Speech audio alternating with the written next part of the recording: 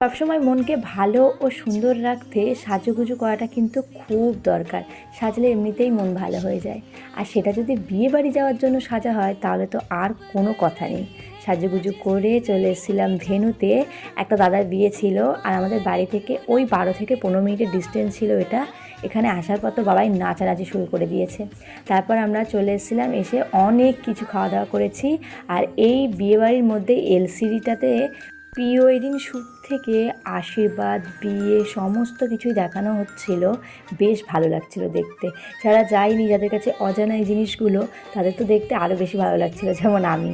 তারপর তো বাবা এখানে একটা ফুল নিয়ে বেশ কিছুক্ষণ দাঁড়িয়েছিল কাউকে এটা দেওয়ার জন্য, কিন্তু সেটাকে খুঁজে পাচ্ছিল না। ওরা আমাদের সঙ্গে আবার চলে এসছে। এখন আমরা মেন কোর্স নিয়ে নিয়েছি। এখানে ছিল ফিশ কবিরাজি স্যালাড আর তার সঙ্গে সর্ষের সস। এই প্লেটটা দেখতে কিন্তু দারুণ লাগছিল। তারপর ছিল মাটন বিরিয়ানি। বিরিয়ানিতে আলু দেওয়া হয়েছে কিনা আমি সেটা জিজ্ঞাসা করছিলাম। বললো হ্যাঁ, আলু দেওয়া হয়েছে, কয়েক মিনিট পর আসলে দিয়ে দেওয়া যাবে, আলু এখন নেই। তো সেই কারণেই ভাবলাম যে ঠিক আছে, একটু পরে এসেই নেব। তারপর ছিল তার সঙ্গে চিকেন চাপ। তো এই প্লেটটা দেখতে কেমন লাগছে অবশ্যই জানিও। আর স্যালাডও তো ছিল। তারপর সেটা কমপ্লিট করার পর আমি চলে এসেছিলাম এখন চাটনি, পাঁপড় আর আমার পছন্দের এই মিষ্টি দেখে আমার মন একদম ভালো হয়ে গেছিলো।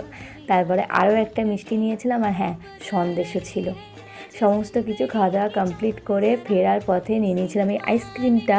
আমি যেহেতু পান খাই না, কিন্তু এই দোকানটা দেখতে ভালো লাগছিলো বলে এখানে এসে ভাবলাম তোমাদের সঙ্গে একটু শেয়ার করি।